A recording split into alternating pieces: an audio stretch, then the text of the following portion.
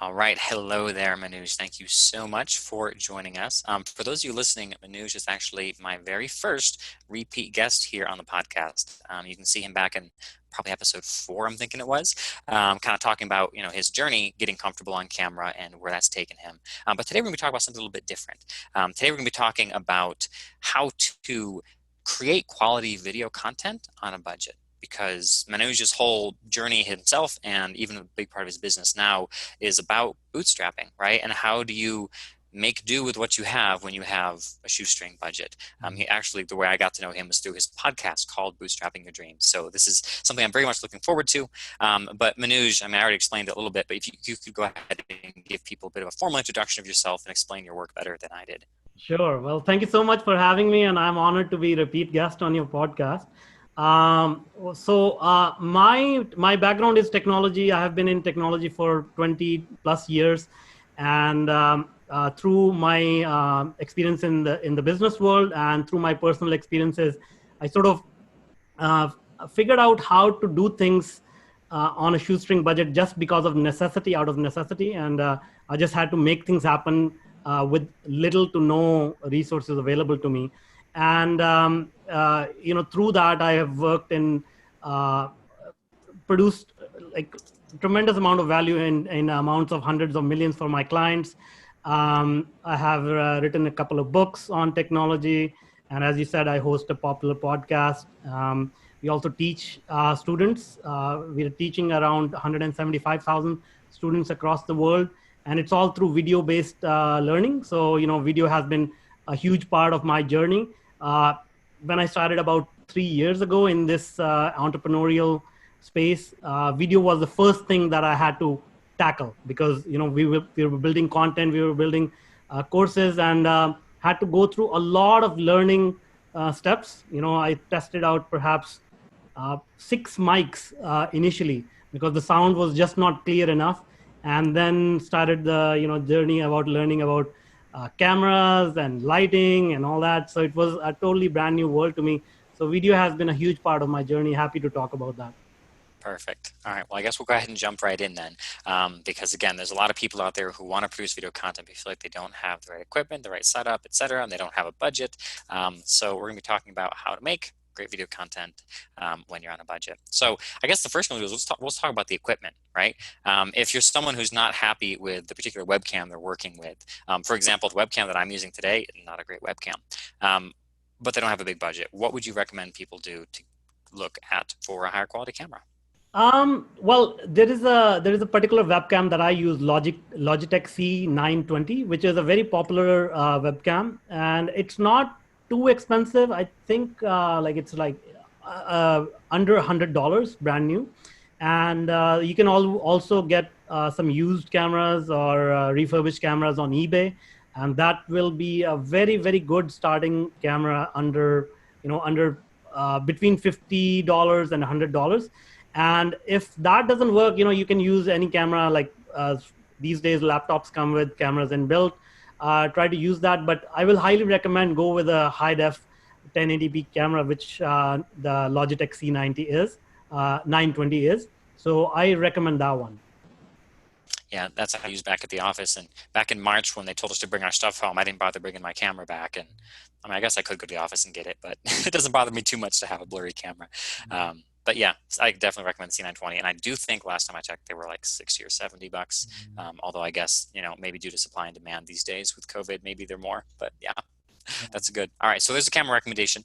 Now, do you recommend using the camera that's built into the C920, or is there another low cost microphone that you suggest? Oh, Mike, what I learned the hard way, when you're building video content, actually video quality is not the most important thing.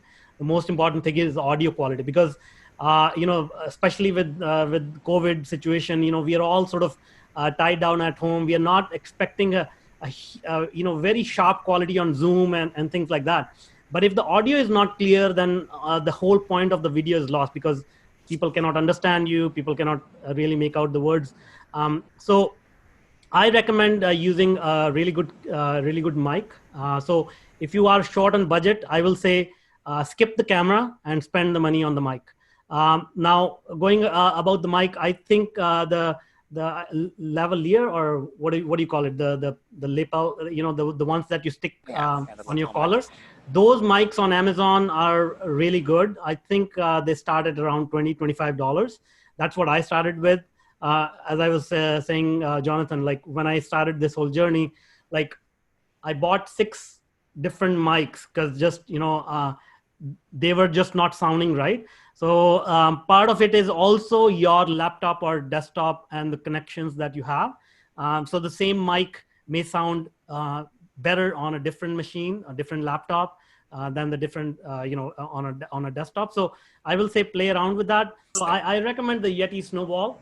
Snowball mics are the only challenge with Snowball is like you have to place it really close to your mouth, because it's a particular type of mic that doesn't pick up a lot of background noise, which is very good for solo videos and interviews and things like that. But if you're producing like music videos or something more, that needs to take in the ambient sound, then there are other kinds of mic that I'm not an expert on that because I don't produce those kind of videos. But Yeti mics are really awesome. I will say go with those. uh, that is as far as I have gone so far, and it has worked out nicely for me. And that mic was, as I said, like under $100, so go with that. So you mentioned that there is like 6 microphones you went through until you got it just right, and that different microphones sound different on different machines. Is there any way to know in advance what'll work best, or do you just want to make sure you buy from somewhere with a good return policy and expect to go through a few? I think the Yeti, if you can invest in that, so the lavalier mics are cheaper. Like they start at $20. They are more finicky. But if you can invest in the Yeti mic, it's a USB mic, and generally I've seen it works consistently. So if you have the budget, I will say go with that. Cool. All right, good to know. Yeah, I use this headset here and it works well enough, but anytime I do like a video outside with a cell phone, I find myself wishing I had one of those lapel mics, so I should probably grab one of those Well, for actually, myself. let me take that back. Lately, I also invested for, especially when you mentioned the mobile. I invested in the Go. What was that? Go small wireless mic. I can't remember the brand, but it's called the Go. It's the product name is Go. So basically, you stick it into the mobile, and then you have a wireless receiver and a transmitter, and the sound quality is awesome with that. If you are in a outdoor space or whatever, I will recommend that, because obviously you cannot bring bulky mics when you're outside. Yeah. Oh, awesome. I'll look into that too. Is there anything else? Because I know a lot of what you did was like actual, audio recording. So you really got to make sure the audio is on point for those. Is there anything else about like the acoustics of the room you're in that you should consider? Or is it just a matter of getting a good mic? Oh yeah. I mean, try to have more insulated environment, carpeted floors, not hardwood or stone floors, because it reflects the sound quite a bit. If you can get into a room where you have more curtains or maybe a closet, it absorbs all the sound. There is no echo there. It sounds much better. So these are the things that I experimented by just taking my setup in different rooms in my house, and just listening to the recording and seeing what sounds better. A lot of people, I realize, they are in apartments or whatever. So what I have seen is uh, there are a lot of DIY videos on YouTube. uh, I was working with one audio recording artist, and he was living in a one room apartment. So what we did was he bought like a big plastic container from Home Depot, and then just lined it with a lot of foam, and then placed the mic right inside that wooden, like the plastic box. So what it did was it captured all his sound but no echo, and that worked out really well. And that setup was again under like $50. So just go on YouTube, look for DIY like mic solutions or audio solutions, and you'll find tons of ideas there. That's so cool. Yeah, that would do a good job of filtering out most of the noise, except for, the noise that's coming straight out the front, the opening. That's cool. Um, what about like backgrounds and stuff, right? A lot of people in this COVID world are kind of like me, right? I have kind of a messy guest bedroom as my background. Heck, I forgot to even close the closet door before I started this video. Some people are comfortable with that, but some people really don't. They want to have a bit more professional background. Yeah. Any suggestions there of how to make a nice looking background, again, without really spending any money? Sure. I mean, I made a post about this on Facebook. When I started, I was, the key here is to just get started. Okay. Don't overthink things, and don't think, hey, that person has a nice background. I should have a background. What this does is it just creates this delay in you taking action. So I will say, I mean, don't create a lot of, don't be recording in a messy environment. Have, make it as clean as possible, but don't overthink things. And as you start to create more videos, you will start to notice things in your own videos. I will highly recommend you watch your own videos. It'll be a little bit strange initially. You may cringe a little bit at all the little mistakes you make as well, but I will highly recommend you do that, because that will be the best learning opportunity that you have. And then you will start to notice, hey, maybe I can move this book around. Maybe I can, put a little bit of my personality here. Maybe I can bring some artifacts from around the house and place it behind me. This painting, it was just lying there. And one day my team said, you look really small in the video, or you need to come closer to the camera and put something in the background, because it's a plain background. So I just, brought in a few artifacts around the home and then placed it. I experimented with it, shot a few different videos, showed it to a few different people, and say, what does this background look like? What is this background? Because at the end of the day, we are not making these videos for ourselves. We are making these videos for the audience. So I may think that this background looks good, but unless you get some direct feedback from others, you will not really know, what is working, what is not working. So I highly recommend experimenting. Don't go overboard. Don't overthink. Just go with the flow and keep getting more feedback. Keep reviewing your work, and it's a process. You get through it. Cool. I'd also add to that, sometimes in my house, it's just like a total disaster. I'll just step outside and take a video with some trees in the background. Right? Yeah, exactly. Can't Yeah. go wrong there. Yeah. Okay. What about, I guess, various different types of phone holding solutions, right? Whether it's a full-on tripod or just like a little handheld thing to stabilize it. Any tools like that you found that were really effective? Or did you have some DIY solutions that you didn't even buy at all? I have a small little tripod. Let me see if I can bring it up here. I have this small little tripod that I use, but the interesting thing is, when I started my video journey, I was trying to make very professional videos. I bought a teleprompter, because, as you know, like when you're starting off, you fumble a lot, you forget the words, and you I was trying to imitate, professional actors, and obviously they say the lines perfectly with emotion and whatnot. And and later I realized that actually these attempts at making professional videos make you look terrible, and people just do not connect with those videos, because we are not trained professional. I'm not trained professional.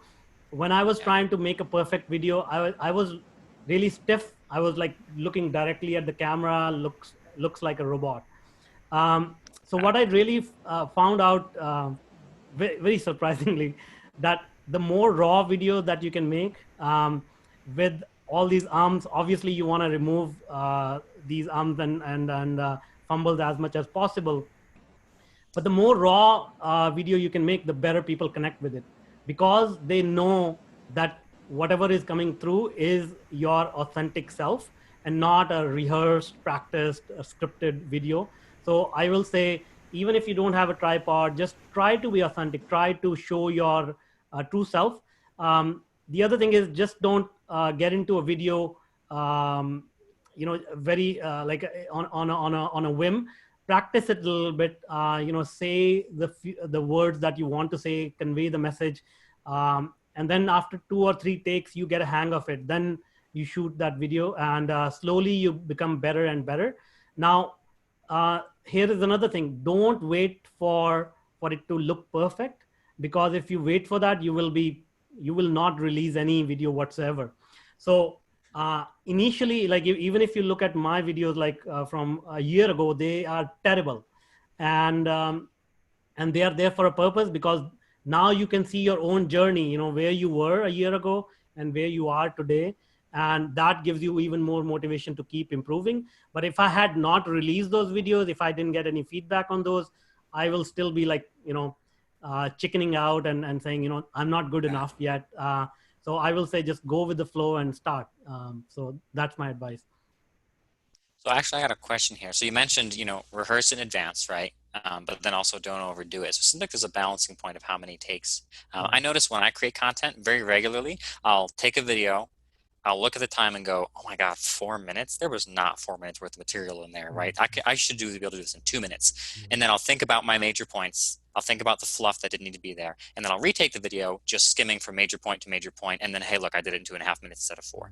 So for me, I usually do 2 takes. On a rare occasion, I'll do a 3rd take. I found that there's absolutely no point to going past 3 takes, because once I go past 3 takes, I just start replacing old mistakes with new mistakes. Like the video doesn't actually get any better. It doesn't get any shorter. I just, kind of, again, trade old mistakes for new mistakes. So for you, where do you find that balance point is? Like, how many retakes actually makes a video better? And at what point does it start being a waste of time? Do you have an idea what that number might be? I mean, this is a very personal thing. I will say, everybody is different. Like, you are working in a company, their whole sort of business model is around video. So you have much more knowledge about, you have seen multiple people going through these videos. So your outlook and worldview is quite different than somebody like me. I come from, a background where I only talk to machines. I hardly used to talk to humans. So I will say, everybody has a different way of looking at things, and try to adjust things according to your background, your experience, your comfort level. I will say, don't go overboard. Like, again, don't take more than 5-6 takes. And that's again to introduce a little bit of rough edge in the video, which is I found to be a good thing rather than a bad thing. Yeah, I've heard other guests throw around that like 4, 5, 6 numbers. So that's probably about the right place for people getting started, right? 4, 5, or 6. The first 3 are probably total garbage, and then the next 3 get successfully better. And then, and after 3 months, you can bring it down to 3. After another 3 months, the more practice you have, the better you get, basically. Cool. Yeah. All right. So let's see. We talked about a lot of the equipment, the sound. What about the lighting side of things, right? Lighting is definitely something to be considered in videos. Looks like your lighting's pretty good right now. Mine's so-so. What are some, affordable lighting solutions you found? So very, very interesting. When I started, believe it or not, I thought, okay, all I need is a light. So I took my the reading lamp and I pointed it to my face. It was a yellow, what do you call it? The yellow bulb, the yellow light, which looked terrible. And I was trying to figure out what the heck is going on and why is it not working. And then I invested in a ring light, which is like a daylight kind of thing, which improved the situation. And then I understood that you really need white light and a lot of light, because when we are in a real life situation, to our eyes, it may look like, okay, we have enough lighting, it's not dark by any means. This room is not dark. But when the camera records it, it actually makes a lot of adjustments. So it looks really dark, even in a well-lit room. So your face and the shadows and all that should be really well lit. So I will say, a ring light is good to start off with. And on Amazon, you can get it under, like, again, around $30. Make sure it's pointed straight at your face, not too far, so that your face is well lit. Then after some time, I invested in studio lights, and that too, like, I just bought off Craigslist. I remember I paid $20 for it, and that did the job very well. Yeah, my setup here at the house, right? Back at the office, we had great lighting, but my setup here at the house was not very good lighting at all. All of the light was from that light up there and from this window here. So I had to start closing the blinds, so that wasn't too obnoxious. And actually, most days I have that light turned off. It's just this morning it was cloudy. But the big thing for me that's helped is I have a a regular old lamp pointed at the wall. Yeah. So like this reading lamp points at the wall, hits off the wall, and then gets on my face. So if I turn this off, then it would be really bad lighting. So just a reading lamp pointed at the wall, bouncing off the wall to my face. Yeah, exactly. Yeah. So you're absolutely right. Like, if you have a window, use the sunlight. I mean, there is no substitute for sunlight. So use that as much as you can, but don't over flood it, because sometimes, if it's too like if it's too sunny, your face becomes like really glary, right? So and I'm sure you have much better knowledge about this, but just again, go watch your videos and see how they look like, and then experiment with little things. And you can buy small little reflectors. You can do these tricks, like, instead of shining the light on your face, shine it on a wall so that it reflects. And once you dial it down, then you just leave it and not disturb it at all. Cool. Yeah, I will say I haven't put a lot of effort into lighting. I'm definitely on the school of thought of no one really cares as long as it's good enough, right? Mm-hmm. So once I got to that good enough threshold, I just stopped caring. But yeah, I probably could maybe have a second light bulb with a whiter light over here so my face would be a little less yellowy. Mm-hmm. All right, so that's, I think, the physical setup, the equipment to get started there. What about on like the editing side of things, or just any kind of computer? So I use Windows for my operating system, and I have found Camtasia to be really, really good, really fast. And I want to preface this by saying that we produce a lot of content. Like, we have produced 75 video courses, and that's typically at least about 2 hours of video content in that. So, and then we do like a lot of podcasts and everything. So that's massive amount of video that we create. And for that, we needed more efficiency, and Camtasia provided us that. Now, if you're doing like, 1 hour or 1 hour of video or whatever in a week, then you may not need like a program like Camtasia. Camtasia, I think, costs about $150. But it's excellent for what it does. It saves tons of time. We can add effects. We can add a whole kind of things. But if you're on Mac, I think there are inbuilt programs on both Mac and Windows. So if you do light video production, I think those free programs are wonderful for that. And again, if you produce a lot of content, even more than I am producing, I'll highly recommend, either hiring or working with a video editor, outsourcing, or just freelancers, virtual assistants who are good at video editing. That will save a ton of your time and make your videos look really, really good. Cool.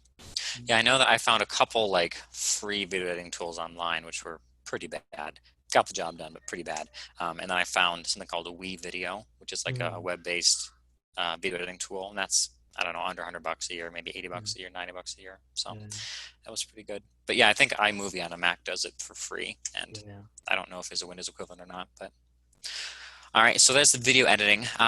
What about for people who want to do like live video stuff? Like Zoom has a free version. Are there any other tools for like conferences, webinars, stuff like that you found other than Zoom? Yeah, so Zoom was great. I used Zoom for almost a year. I still use Zoom for meetings, and I think Zoom works really nice for meetings. But if I'm using live recording like Facebook Live or YouTube Live, so right now all my podcast episodes we stream them live.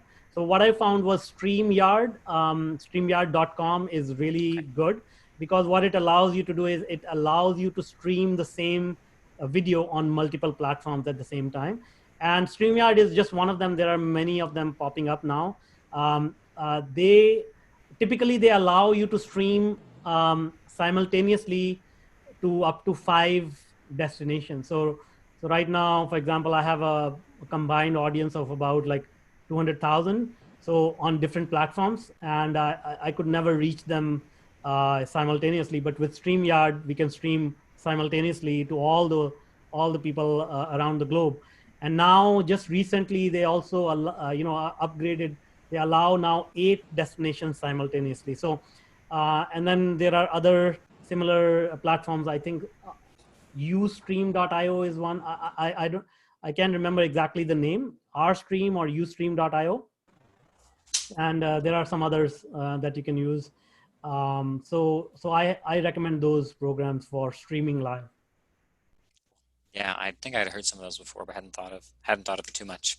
I think the last thing I'm kind of curious about is kind of on the marketing side of the house, right? How do you get your videos watched when you don't have a big budget to pump into ads and stuff like that?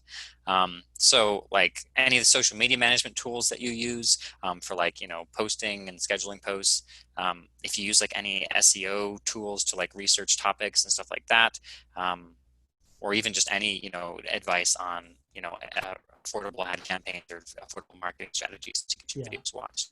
So the ugly truth is your first few videos, nobody's going to watch. That's just the fact. And they are there for you to get some feedback from your friends and family and, share on your social media. Nobody's going to care initially, but that's okay. It's a good thing because as we determined earlier, the first few videos are going to suck anyways. So no harm done there. As you gain, the best marketing strategy I can recommend if you're on a budget is to be consistent. The more consistent you are, the more people will start to take notice, and they will start to expect that you will release a video on this date, on this time, blah blah blah. So they will anticipate that, and due to that anticipation, you'll get more traction. The second thing is make relevant content. Don't make content just for the eyeballs. Make the content that you are passionate about, because what happens is when you're passionate about the type of content you're producing, you will enjoy it, you will put in more energy into it, and just by the sheer numbers, you will resonate with people who think just like you, who are interested in the same topics as you. So once you get consistent, those people start to get take notice of your content, and they'll start to surround you and watch you and all that. So if you build content just for the marketing sake, and you say, okay, let me copy Gary Vee, let me see what he's doing, and you have no idea what he's doing, what his business is all about, yet you see he has millions and millions of followers, let me follow what he's doing. That's just not going to work, because you will have no passion in what he's doing. You will not be able to sort of attract his audience or the type of people that he attracts. So I will highly recommend do you, and do it consistently. That's the best marketing advice. Now, in terms of tools, I use this tool called Headliner, because on social media, people have very small attention spans. The average watch time of video on social media is about 6 seconds. So after 6 seconds, they lose interest.